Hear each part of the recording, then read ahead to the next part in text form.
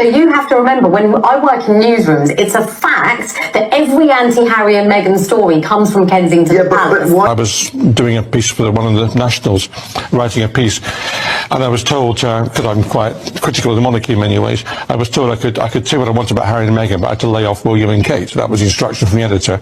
So I think there was an element of truth in what he says. Much of the negativity towards the couple is coming from within the royal family. The royal family and staff of the royal family are the ones that are very often leaking these stories to the press.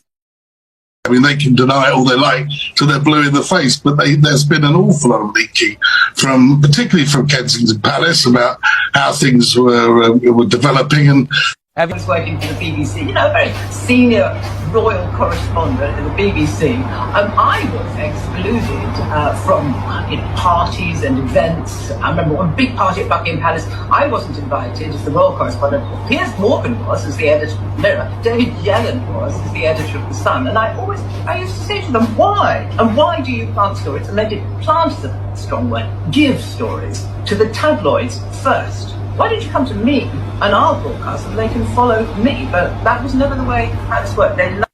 I think that most of the general public would assume that the monarchy are at the mercy of the British press, when the reality is there is a far greater level of manipulation that goes on from the royal. Today, the royal mask has completely slipped.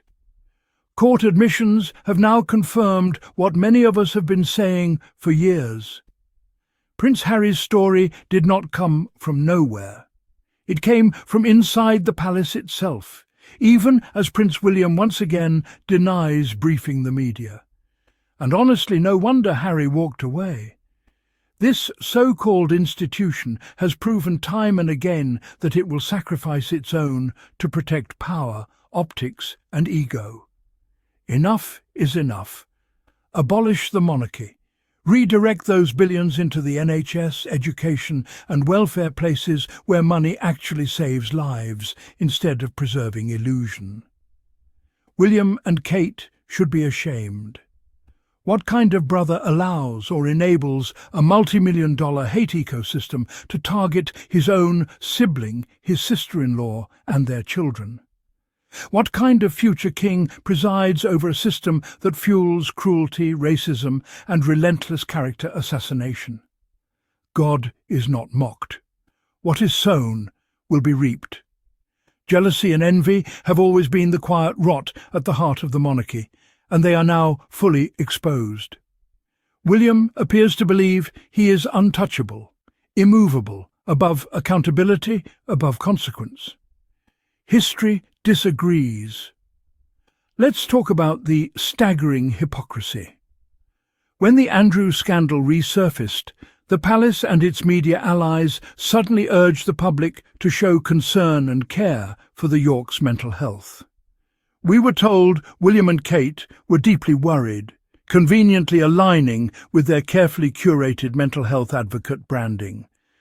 The goal was obvious: quiet the storm ahead of William's Brazil speech. But when Harry and Meghan were drowning, pregnant, isolated, suicidal, hunted, there was silence. No concern, no care, no protection.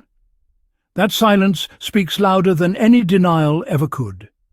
Many of us believe, and yes, this is opinion, that William's hostility toward Meghan did not come from nowhere.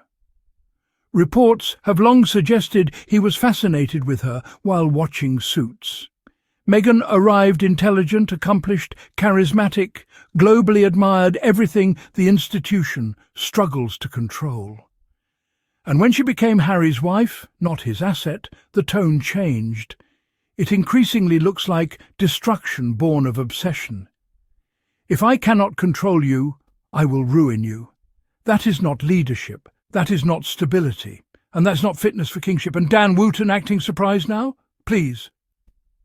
The smears against Doria, the relentless branding of Meghan as the most hated woman, the coordinated pile-ons many of us feel, again opinion, that this cruelty originated inside the palace and was amplified by compliant media voices to break Harry and Meghan's spirit. And yet they didn't break.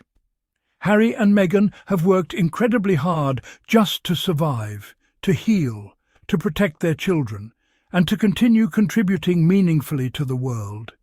That takes strength. That takes courage. We adore them. They are family.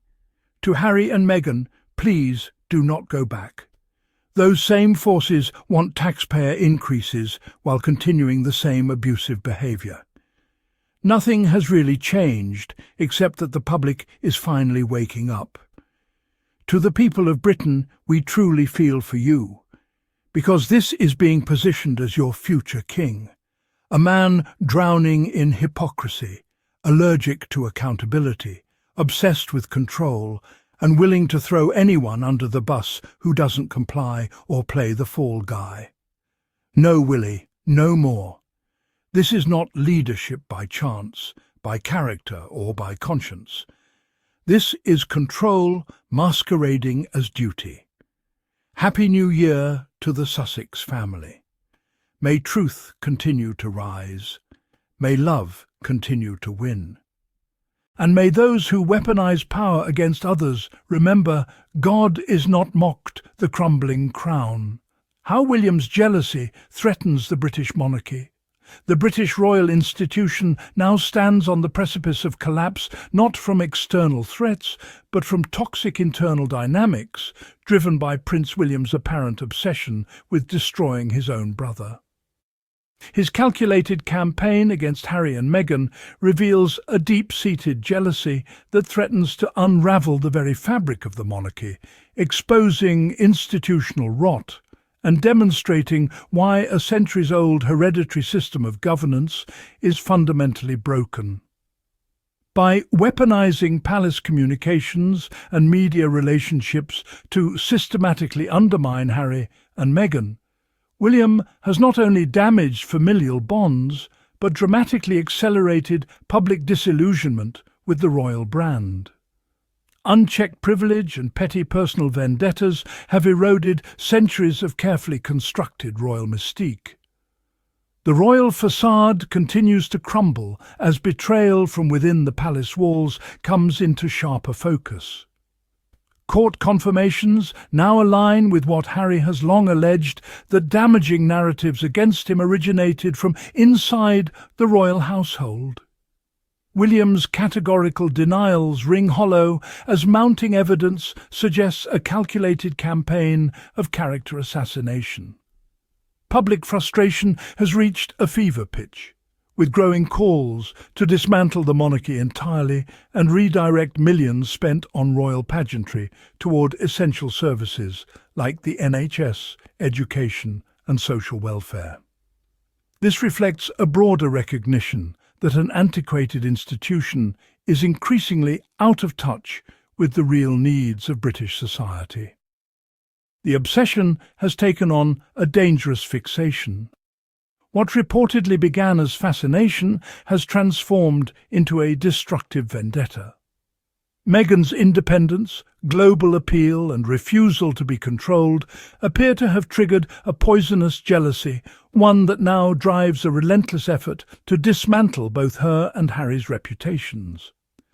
The calculated nature of these attacks, media manipulation, narrative laundering and systematic undermining, exposes a ruthlessness that stands in stark contrast to the dignified image the monarchy desperately tries to project. The palace's selective compassion further exposes its hypocrisy. While mental health concern was loudly amplified for Andrew, silence met Harry and Meghan's profound struggles. The institution's advocacy was revealed not as principle, but as performance applied only when convenient.